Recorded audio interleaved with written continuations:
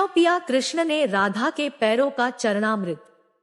मित्रों, चरणामृत से संबंधित एक पौराणिक गाथा काफी प्रसिद्ध है, जो हमें श्री कृष्ण एवं राधा जी के अटूट प्रेम की याद दिलाती है। कहते हैं कि एक बार नंदलाल काफी बीमार पड़ गए। कोई दवा या जड़ी बूटी उन पर बेअसर साबित हो रही थी। तभी श्री कृष्ण ने स्वयं ही गोपियों से एक ऐसा उपाय करने को कहा जिसे सुन गोपियां दुविधा में पड़ गई। दरअसल श्री कृष्ण ने गोपियों से उन्हें चरणामृत पिलाने को कहा। उनका मानना था कि उनके परम भक्त या फिर जो उनसे अति प्रेम करता है तथा उनकी चिंता करता है, यदि उसके पाप को धोने के लिए इस्तेमाल हुए जल को वे ग्रहण कर ले तो वे निश्चित ही ठीक हो जाएंगे।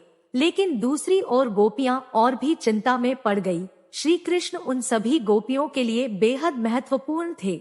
वे सभी उनकी परम भक्त थी, लेकिन उन्हें इस उपाय के निष्फल होने की चिंता सता रही थी। उनके मन में बार बार यह आ रहा था कि यदि उनमें से किसी एक गोपी ने अपने पाव के इस्तेमाल से चरणामृत बना लिया और कृष्ण जी को पीने के लिए दिया तो वह परम भक्त का कार्य तो कर देगी, परंतु किन्हीं कारणों से कान्हा ठीक ना हुए तो उसे नर्क भोगना पड़ेगा। अब सभी गोपियां व्याकुल होकर श्री कृष्ण की ओर ताक रही थी और किसी अन्य उपाय के बारे में सोच ही रही थी कि वहां कृष्ण की प्रिय राधा आ गई। अपने कृष्ण को इस हालत में देख के राधा के तो जैसे प्राण ही निकल गए हों। जब गोपियों ने कृष्ण द्वारा बताया गया उपाय राधा को बताया तो राधा ने एक क्षण भी व्यर्थ करना उचित ना समझा और जल्द ही स्वयं के पांव धोकर चरणामृत तैयार कर श्री कृष्ण को पिलाने के लिए आगे बढ़ी। राधा जानती थी कि वे क्या कर रही हैं।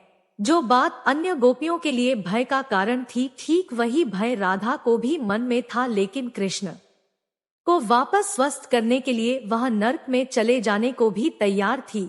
आखिरकार कान्हा ने चरणामृत ग्रहण किया और देखते ही देखते वे ठीक हो गए, क्योंकि वह राधा ही थी जिनके प्यार एवं सच्ची निष्ठा से कृष्ण जी तुरंत स्वस्थ हो गए।